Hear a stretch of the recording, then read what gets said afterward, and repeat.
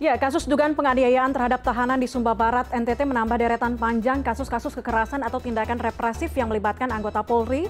Dalam 2 bulan terakhir bahkan tercatat belasan kasus sudah terjadi. Bergabung bersama kami untuk membahas ini melalui sambungan telepon ada Kabag Penum Divisi Humas Polri, Kombes Pol Ahmad Ramadan, dan juga Ketua Indonesia Police Watch, Sugeng Teguh Santoso. Selamat malam Bapak-Bapak. Selamat malam.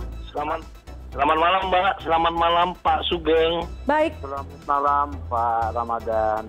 Saya ke Pak Ahmad terlebih dahulu. Pak Ahmad, institusi Polri kembali lagi jadi sorotan usai belakangan banyak kasus kriminal yang didalangi oleh oknum polisi. Yang terbaru tadi, dugaan penganiayaan tahanan. Bagaimana kemudian tanggapan kepolisian dengan rentetan kasus yang mencoreng citra Polri ini? Bagi Polri Mbak, hal tersebut merupakan sarana kontrol sosial dari pihak eksternal termasuk masyarakat. Mau dikritik maupun saran termasuk koreksi. Tentu hal ini harus disikapi dengan masyarakat ingin Polri dapat bekerja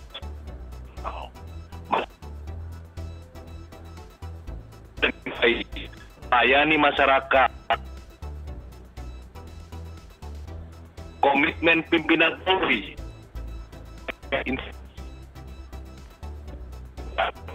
hal tersebut telah disampaikan kepada Kapolri, kepada para Kapolda dan Kapolres agar berani dengan tegas untuk menindak anggota yang bersalah, baik itu pelanggaran disiplin, pelanggaran etik maupun pelanggaran pidana.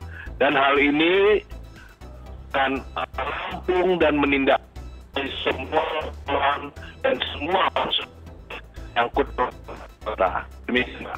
Baik, Pak Ahmad, berbicara soal pelanggaran yang dilakukan oknum polisi, ada berapa banyak kasus pelanggaran oknum polisi di tahun ini kalau dibandingkan dengan pelanggaran tahun lalu? Kalau tadi jenis pelanggarannya ada disiplin, etik, dan juga pidana. Oke, Mbak. Berdasarkan data yang diterima oleh kita di Humas, data yang ada di Divisi Propam Polri, pelanggaran disiplin, etik maupun pidana, kalau dibandingkan dari tahun 2020 sampai 2021, itu semuanya menurun, Mbak. Jadi pelanggaran disiplin dari 3.304 menjadi 1.694, artinya menurun 48,7%. Pelanggaran etika dengan 2.081 kasus menjadi 803, juga menurun, dan pelanggaran pidana dari 214 menjadi 147%, juga menurun. Dan hal ini tentunya seperti saya katakan tadi, bahwa semua kasus yang ditangani oleh Propam, baik Mabes Polri maupun Polda, kita pastikan akan ditindaklanjuti, Mbak. Dipastikan akan ditindaklanjuti begitu ya, Pak Ahmad? Iya, baik. Betul, ditindaklanjuti, Mbak. Baik. Saya ke Pak Sugeng.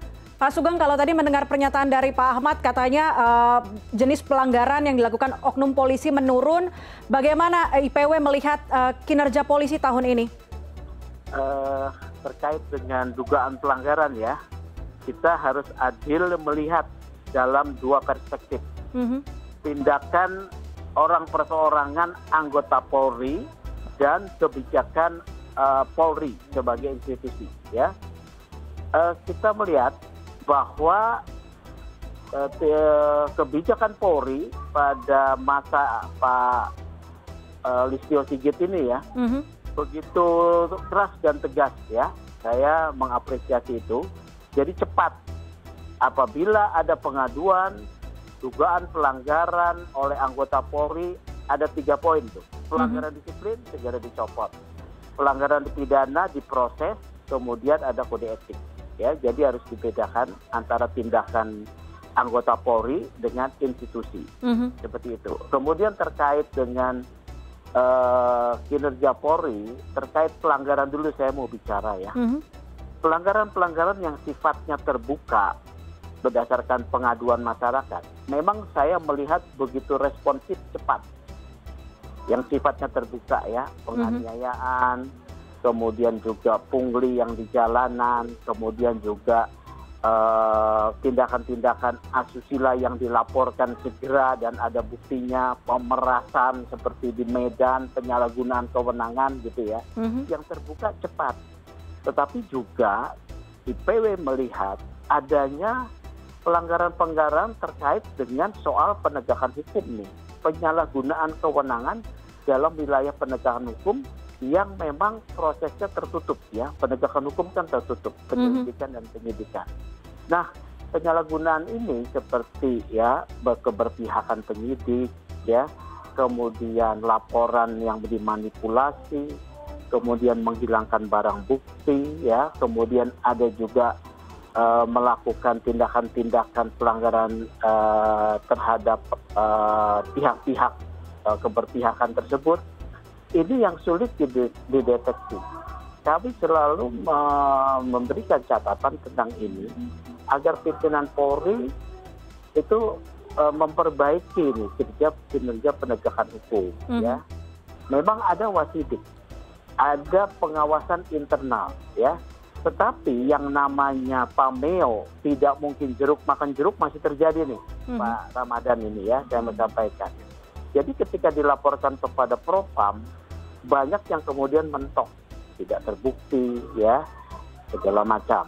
Kemudian ketika dilaporkan kepada wasidik ya, kita minta pihak-pihak yang berperkara itu kepada wasidik, ada dalam perkap yang baru ini tidak memberi ruang partisipasi pencari keadilan untuk terlibat melakukan koreksi.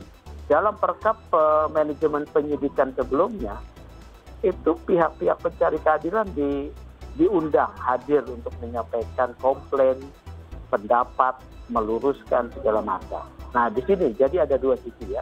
Pelanggaran yang terbuka itu sangat diapresiasi, setuju ya, ditindak cepat berdasarkan arahan Pak Kapolri kepada Kapolda tidak terbantahkan. Ini betul-betul harus diapresiasi. Tetapi terkait dengan dugaan penyalahgunaan kewenangan dalam bidang penyidikan, ini sulit sekali untuk ditembus ya, karena wilayahnya tertutup dan hanya bisa diketahui oleh memang orang-orang yang memang punya keahlian tersebut seperti advokat ya. Jadi memang saya meminta ini transparansi harus dibuka di sini. Tapi transparansi ini tertutup dengan manajemen dengan perkap penyidikan yang baru ini. Tidak ada ruang buat masyarakat untuk terlibat. Gitu. Oke. Kalau tadi disebutkan Pak Sugeng, kalau pelanggaran terbuka, pelaporan terbuka mudah sekali dideteksi. Tapi ada juga suara kritik yang mengalir deras. Saya ke Pak Ahmad, ini di lini masa untuk kepolisian. Kabarnya kalau soal pelaporan terbuka atau pelanggaran terbuka ini justru baru ditindaklanjuti. Ada anggapan, ada kesan di lini masa baru ditindaklanjuti setelah viral di lini masa informasi tersebut. Tanggapan kepolisian? Jadi begini Mbak, laporan baik dia langsung melaporkan ke Propam, juga sesuatu yang menjadi viral melalui medsos, tentu dua-duanya tetap kita tindak lanjuti. Seperti kami sampaikan ya, sebagian yang saya sebutkan tadi tentang proses hukum ya, baik disiplin, kemudian etik, juga termasuk pelanggaran pidana, sebagian besarnya adalah merupakan laporan yang dilaporkan langsung ke Propam. Jadi kalau bicara prosentase tindak lanjut yang ditindaklanjuti Polri, tentu laporan yang lebih banyak adalah laporan yang langsung ya, daripada laporan yang viral. Jadi memang sesuatu yang viral pasti diketahui ya, viral ketika kasus itu terjadi, juga viral juga terhadap penanganannya. Nah sementara kasus-kasus yang tidak dilaporkan bukan tidak transparan, tapi memang tidak dipublikasikan karena katakanlah media tidak mengetahui. Tetapi transparansi itu, kita transparansi terhadap publik. Kita menyiapkan aplikasi SP2HP. Langkah-langkah penanganan, kita membuat surat pemberitahuan tentang perkembangan penanganan yang dilakukan ya. Jadi ketika misalnya ada laporan terhadap pelanggaran anggota maka setiap penanganan langkah-langkah step by step Propam memberitahu baik melalui aplikasi maupun melalui surat terhadap pelapor. Nah, ini sebagai wujud keterbukaan atau transparansi Polri terhadap masyarakat. Demikian, Mbak. Oke, kita masih ingat betul begitu beberapa waktu lalu Kapolri menyatakan kalau nggak mampu bersihkan ekornya, potong kepalanya gitu ya. Nah, saya ke Pak Sugeng. Pak Sugeng, dengan banyaknya kasus kekerasan dan juga pelanggaran oleh oknum polisi begitu, memotong kepala ini cukup efektif nggak untuk meningkatkan kepercayaan masyarakat terhadap institusi Polri?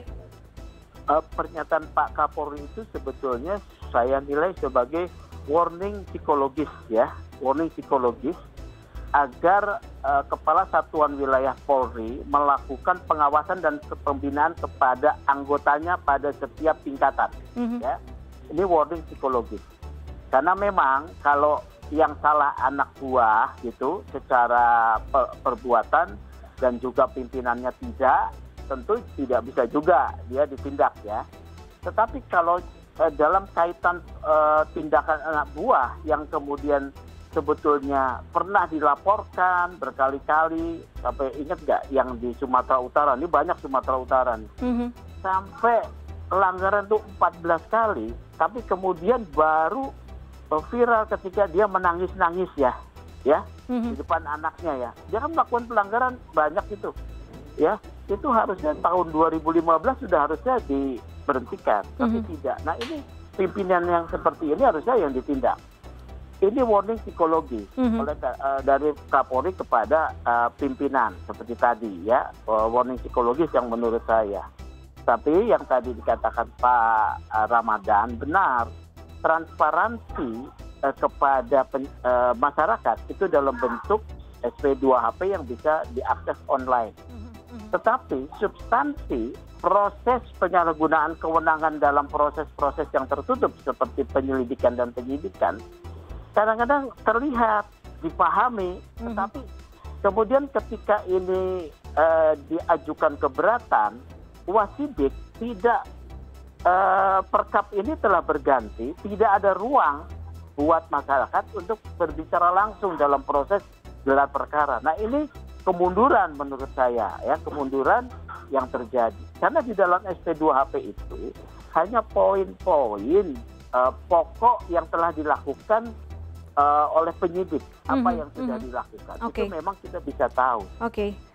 Artinya, tetapi kalau penyalahgunaan yang wilayah yang tertutup hanya diketahui dengan indikasi, ya. Kemudian diketahui juga dengan proses bukti. Jangankan itu, di Mabes Polri ini saya sedang menangani kasus ini. Artinya transparansi, artinya transparansi penyidikan ini menjadi penting untuk selain bahan evaluasi dan juga tadi disebutkan oleh Pak Ahmad jadi kontrol sosial begitu ya, masyarakat bisa terlibat dalam kontrol sosial ini terhadap institusi kepolisian. Tapi walaupun ada sejumlah pelanggaran ternyata memang angkanya dianggap menurun. Mungkin pengawasan terhadap anggota, tiap-tiap anggota kepolisian di luar waktu tugas mereka menjadi penting, menjadi prioritas. Pelaporan baik secara personal ataupun organisasi bisa ditingkatkan supaya ada kenyamanan juga bagi masyarakat ketika berinteraksi begitu, meminta pelayanan dari institusi Polri. Pak Sugeng Teguh Santoso, Ketua IPW, terima kasih sudah bergabung bersama kami. Dan sebelumnya juga Kombes Pol Ahmad Ramadan, Kabak Penum Divisi Humas Polri. Terima kasih sudah bergabung bersama kami di CNN Indonesia Connected. Salam sehat, selamat malam. Salam sehat.